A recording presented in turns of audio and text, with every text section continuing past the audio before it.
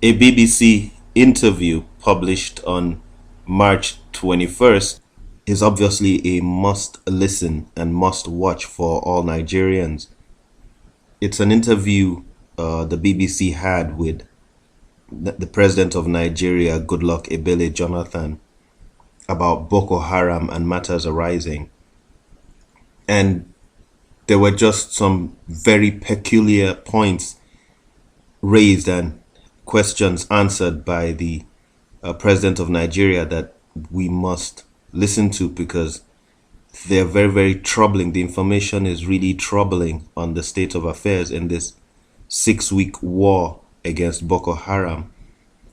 Now, when asked where the terrorists are, the BBC correspondent repeatedly asked, so where are these Boko Haram terrorists? Because they are not just disappearing. The president of Nigeria, Goodluck Ebele Jonathan, said some things that the media and Nigerians are not paying attention to. He responded that some of them are reintegrating in the community, first of all. Some are being killed, and a lot of them are dissipating to neighboring countries from where they came, including Niger, Chad, Central African Republic, and around Nigeria. So he basically clearly alleged that based on the information he has from Nigeria's intelligence authorities, that Boko Haram are for a large part being let go scot-free. They are not being captured. They are not necessarily being killed. They are just going back. And these are terrorists who have a lot of death on their hands, and the multinational joint forces and the Goodluck administration in hurriedly trying to contain the situation without an elaborate responsible plan, but just trying its best to get rid of the terror problem ahead of the elections in a 6 week war, which, basically what happened is a sort of ceasefire was signed. And we've heard from people on the ground that terrorists who've said they are returning to Chad, returning to Niger because basically their contract is over, the job is done. So what happened was Boko Haram just got deactivated, and some of them are still fighting on, but they just got deactivated. And this means people who have rape on their hands, people who have blood on their hands, people who killed thousands of Nigerians, defenseless Nigerians, people who abducted our girls are being let go by the Jonathan administration that is not conducting this war professionally and in any legitimate fashion, but is just hurrying to liberate quote unquote lands ahead of the election to make him look better, with a hope, and as was promised by the ex-governor of Borno State, Ali Modu Sharif, a named Boko Haram sponsor. He had promised his people that I'm going to liberate you so you can vote for me and my candidate and the president, the PDP party, in the election. So this was the hope, that if they could liberate these lands, the governor Modu Sharif had promised the people that they'll be able to go home and vote. And this was a PDP hope to use to try to get the votes of these oppressed people. Now, unfortunately for them, or fortunately for us, they've realized now that it would be highly irresponsible to send the people to those liberated territories because they are not yet safe. So their plan didn't go through.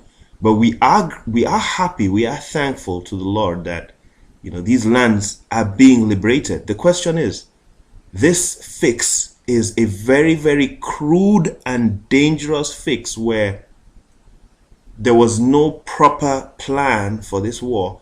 And as the president said, the terrorists are just going back to other countries where they potentially cause terror and where they remain available in this deactivated mode to be hired once again, or for their contract to be reinstituted to come back to Nigeria and again unleash mayhem and destruction on the country. So Nigerians need to be very, very watchful of the events in this terminal part of the Jonathan administration, because one has to look at what happened during Yar'Adua's time. Now, late Omar Yar'Adua successfully crushed Boko Haram, but then he had instituted certain plans to make sure that terrorism doesn't return. Of course, when President Jonathan came, he did the opposite of this, and at the end of the day, we ended up with a situation where Boko Haram 2, Part 2, a different version though, but in the same area, came back harder, stronger, and more wicked after that crushing. So we have to really watch what has gone wrong, what has been done wrong during these last stages of Jonathan administration, and recognizing that these Boko Haram terrorists, who have been as many as 40,000, have been allowed to be deactivated to just go and pause, and these are hardened criminals, hardened killers, and they've just gone to wait, anticipating when some other Nigerians, or possibly this administration, when they get kicked out, start paying them to come back to cause mayhem. So we are going to really have to secure our borders, and the next administration is going to have to really work with Nigeria's neighbors and have a regional plan and an African plan for containing these cross-border terrorists who are hired by unscrupulous elements that, like currently within Nigerian government, and as Boko Haram negotiator Stephen Davis accused the former chief of the army and an ex-governor of Nigeria, and invariably implicating the current president, who Henry Oka has also implicated directly in orchestration of several bombings. So when you have these unscrupulous elements who are going to charter these people from these Central African countries, and then the other thing the president said, which was that some of them are being reintegrated into the local community.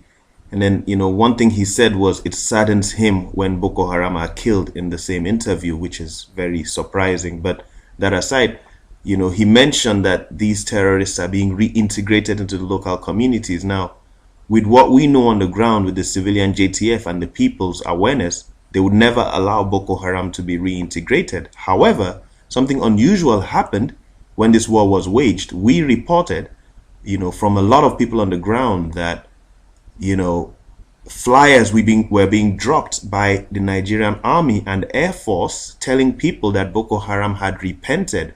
And we raised the alarm on this, that there was something suspicious about that. And that seemed like something the government was doing in those areas to encourage the people to accept Boko Haram, to reintegrate with them. Now that is definitely very treacherous, and is still being investigated and being raised, and must be raised with human international organization.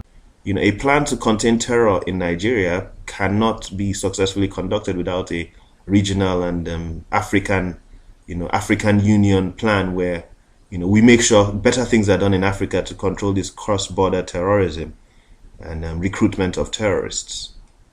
Now, this is Dr. Peregrino Brima of ENDS, Every Nigerian Do Something.